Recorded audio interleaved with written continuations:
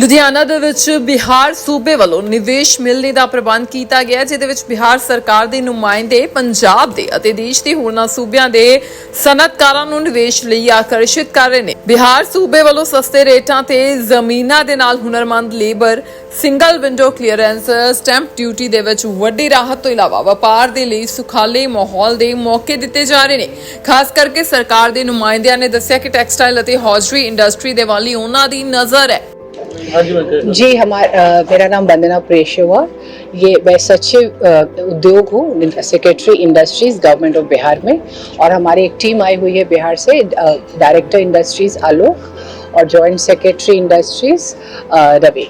तो मैम, लुधियाना में जैसे इन्वेस्टर मीट आपने एक हुआ है तो पिछले 2 साल से लगातार हो रहा है, तो इस साल कौन कौन सी ऐसी ऑफर्स हैं जो इंडस्ट्रीज को प्रोवाइड करवाई जा रही है, ऑफर की जा रही है, उसके बारे में बताइए। जी, ये हम लोग लुधियाना पहले भी आए हैं और उसका अच्छा रिस्पांस मिला है। कुछ इंडस्ट्रीज़ वहाँ पे आए हैं, वहाँ पे जैसे ओसवाल का हमने बताया कि लॉजिस्टिक्स का आया है, और लेकिन इस बार हम लोग फोकस कर रहे हैं टेक्सटाइल्स पे और गारमेंट्स पे। और हमारे इन्वेस्टर से बात हुई है और बहुत लोग अपना इन्वेस्टमेंट्स को बढ़ाना चाहते हैं, मतलब एक्सपैंड करना चाहते हैं। तो हमने कहा कि जो आपकी अगली यूनिट है आप बिहार में लगाइए और हम वहाँ पे आपको इंसेंटिव्स देंगे, जैसे कि हम लोग कैपिटल इंसेंटिव देते हैं, इंटरेस्ट सबवेंशन का देते हैं, लेबर का देते हैं, लेबर एम्प्लॉयमेंट का देते हैं हम लोग। इलेक्ट्रिसिटी ड्यूटी,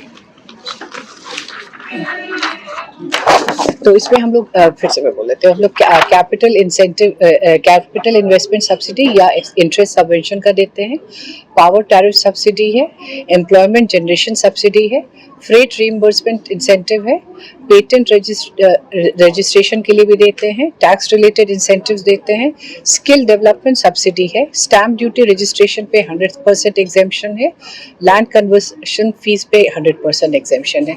तो ये मेरे को लगता है पूरे इंडिया में ये सबसे रोबस्ट पॉलिसीज, सेक्टोरल पॉलिसीज हम लोग लेके आए हैं, और यही उसी की वजह से हमारे पास इन्वेस्टर्स काफ़ी इंटरेस्ट शो कर रहे हैं।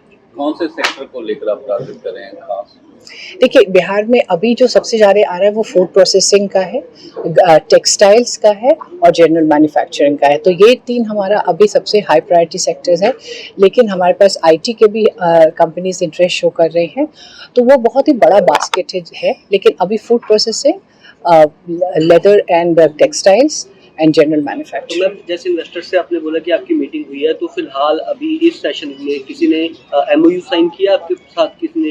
देखिए, एमओयू जो साइन होते हैं वो दिसंबर में साइन होगा, तो अभी हम लोग बातचीत करके जाते हैं, फिर इसके बाद उनको भी थोड़ा सा हम लोग और फिर फॉलो अप करते हैं।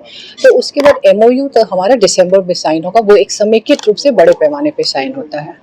मैम, पहले जो आपने सबमिट किए उससे कितना का बेनिफिट मिला, कितना बिजनेस जो आपको मिला? जैसा मैंने कहा कि पिछला जो सबमिट किया था हम लोगों ने, उसमें हम लोगों ने 278 एमओयूज किया, और उसमें करीब 50,000 करोड़ का हमारा इन्वेस्टमेंट हम लोगों ने एमओयू किया था उसमें। और with in 10 months of signing that हम लोगों ने अभी तक उसमें से 38,000 करोड़ का इन्वेस्टमेंट्स का प्रॉमिस लेके काम शुरू करवा दिया है। कोई पंजाब के बड़े नाम भी कुछ लुधियाना से जो इंडस्ट्री संबंधित है क्या? लुधियाना से भी लोग आ रहे हैं, जैसे मैंने कहा कि कमल ओसवाल साहब है, उनका है वहाँ लॉजिस्टिक्स का, उन्होंने हाजीपुर में किया है, बहुत बड़ा उन्होंने इन्वेस्टमेंट किया है। तो मैम, जैसे पंजाब लैंडलॉक प्रदेश है, तो बिहार में ऐसी कोई लिमिटेशंस इंडस्ट्री को लेके तो नहीं है? जैसे पंजाब इस मामले में थोड़ा पीछे रह जाता है, ट्रांसपोर्टेशन को लेके, लैंडलॉक स्टेट है तो उसको लेके। जी, जिस तरह से पंजाब लैंडलॉक्ड है उसी तरह बिहार भी है, लेकिन पंजाब में भी ड्राई पोर्ट है, और हमारे बिहार में भी अब एक ड्राई पोर्ट खुल गया है बेटा के पास। तो उससे क्या होता है कि बहुत ही सहूलियत हो जाती है एक्सपोर्ट्स करने में। तो ऐसा कोई उसकी वजह से, ये लैंडलॉक होने की वजह से ऐसा कोई ड्रॉबैक नहीं मुझे लगता है कोई है। तो मैम, लगता है जैसे लेबर जो है वो बिहार या यूपी से ज़्यादातर पंजाब में आती है फैक्ट्रियों में, इंडस्ट्री में काम करने के लिए, तो इस चीज़ का बेनिफिट्स जो है इंडस्ट्रीज को मिलेगा, तो जो लोकल लेबर है उनको प्रोवाइड हो जाएगी। जी, अब ये कहीं भी आप देश में चले जाइए तो वहाँ पे बिहार के लेबर्स आपको मिलेंगे। तो हमारी सरकार अब यही चाहती है कि ये जो लोग हैं जो वापस आके अपने प्रदेश में काम करना चाहते हैं, उनको एम्प्लॉयमेंट अपॉर्चुनिटीज़ दिया जाए, उनको स्किल किया जाए, अगर वो स्किल है तो उनका स्किल अपग्रेडेशन किया जाए, और उनको विभिन्न उद्योग में लगाया जाए। तो ये लोगों के लिए भी अच्छा है कि वो अपने घर में आके काम करेंगे, परिवार के साथ रहेंगे, और इससे हमारा एम्प्लॉयमेंट बढ़ेगा और लोग और हमारे लेबर्स, क्योंकि ऑलरेडी उनका पॉपुलैरिटी बहुत ही लोगों के बीच में, पंजाब में भी वो लोग बहुत मेहनत करते हैं, तो उससे बिहार को फ़ायदा होगा।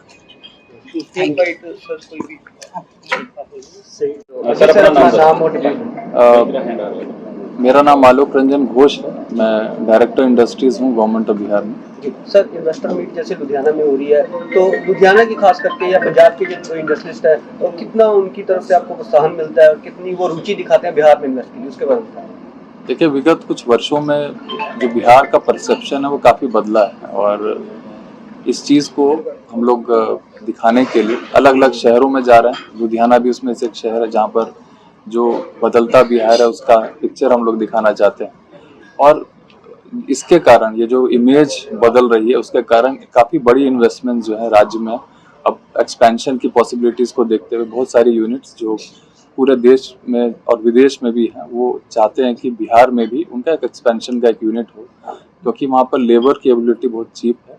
साथ ही साथ जो सरकार की नीतियाँ हैं काफ़ी फेवरेबल हैं नए बिजनेसमैन के लिए जो अपना एक्सपेंशन चाहते हैं।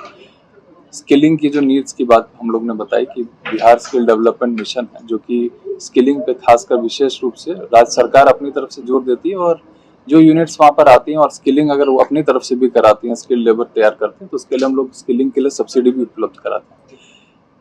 सर, जैसे किसी भी प्रदेश में इन्वेस्टमेंट के लिए, निवेशकों के लिए सबसे जरूरी है कि जो वहाँ का लॉ एंड ऑर्डर है या जहाँ पे माहौल है वो अच्छा हो, तो बिहार में किस तरह के हालात है अभी? क्योंकि जैसे पंजाब में और अन्य राज्यों में ऐसे थोड़े माहौल, लॉ एंड ऑर्डर को लेकर सवाल खड़े होते हैं, तो बिहार में क्या आप कमिटमेंट करते हैं?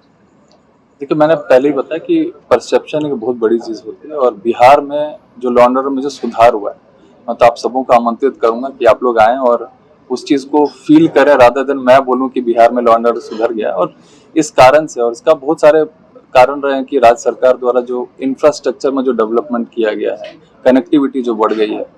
पहले ऐसे सुनसान क्षेत्र थे जहाँ पर समस्याएं लॉ एंड ऑर्डर की रहती थी, वहाँ पर वो समस्या नहीं, क्योंकि कनेक्टिविटी बढ़ गई, लोगों का आर्थिक स्तर भी काफ़ी ज़्यादा बढ़ गया। तो लॉ एंड ऑर्डर की सिचुएशन जो बढ़ी है उसको आप लोग आकर खुद महसूस करें, और यही कारण भी है कि अप्रत्यक्ष रूप से, इनडायरेक्ट रूप से जो इन्वेस्टमेंट्स राज्य में आ रहे हैं उसका एक तरीके से इनडायरेक्ट इंडिकेशन भी है कि यहाँ पर चीजें बहुत ज्यादा व्यवस्थित हो रही हैं, और आने वाले दिनों में और अच्छी माहौल वहाँ पर। क्या सर इस बार टारगेट लेके चले हैं पिछले बार से, मतलब पिछली बार जितना हुआ 50, इस बार क्या? देखिए, हम लोग तो अपने लिए बेयर मिनिमम हम लोग ने सोचा है कि जो भी हम लोगों ने लास्ट बार बिहार बिजनेस कनेक्ट में किया उससे भी दुगने से भी ज्यादा का हमने लक्ष्य रखा है, और हम लोग को पूरा विश्वास है कि दुगने से ज्यादा करेंगे। लास्ट बिहार बिजनेस कनेक्ट में लगभग 50,000 करोड़ का हम लोगों ने MOU साइन कराया था, उसमें से 38,000 MOU कन्वर्ट भी हो गए। मतलब लोगों ने सिर्फ अपना इंटेंशन ही नहीं जताया बल्कि वहाँ पर आके इन्वेस्ट भी कर दी। और आने वाले दिनों में हम लोग ने जो बिहार बिजनेस कनेक्ट 24 के लिए रखा वो 1 लाख करोड़ से भी ऊपर का लक्ष्य मिल रहा है। जैसे पंजाब में भी अब इंडस्ट्री को एक बड़ी मार चाइना की पड़ रही है, कैसे देखते हैं कि उसको कैसे कम्पीट करें, क्योंकि पंजाब में आप बिजनेस या अदर स्टेट? देखिए, किसी भी राज्य में अगर बड़ी इंडस्ट्रीज को आना है तो छोटी इंडस्ट्रीज को पहले आना हो। MSME इसमें एक बहुत महत्वपूर्ण इसमें भूमिका अदा करता है। राज्य में, बिहार राज्य की अगर बात बताऊं तो 34 लाख से भी अधिक MSME की यूनिट्स अब वहाँ पर आ चुकी हैं। और MSME जो इकोसिस्टम की हम लोग बात करते हैं कि छोटी छोटी इकाइयाँ जब रहती हैं, एंसिलरीज वहाँ पर रहती हैं, तो बड़े उद्योग स्वतः ही अपने वहाँ पर आने लगते हैं। और उसका दूसरा चक्र भी चलता है कि बड़ी इंडस्ट्री आ जाती है तो छोटी छोटी इकाइयाँ भी आ जाती हैं। चाइना के साथ हमारा जो भी कंपटीशन है वो इन छोटी छोटी इकाइयों को लेकर है, जो बेसिक रिक्वायरमेंट्स है उसको लेकर है। अगर हम लोग आत्मनिर्भर बनेंगे, हमारा देश एज अ होल, राज्य एज अ होल, मुझे नहीं लगता कि चाइना से कोई हम लोग को डरने की आवश्यकता है। हम हर राज्य अपना विकास कर सकते हैं। Thank you. लुधियाना लाइव ਲਈ सुरेंद्र सोनी की रिपोर्ट।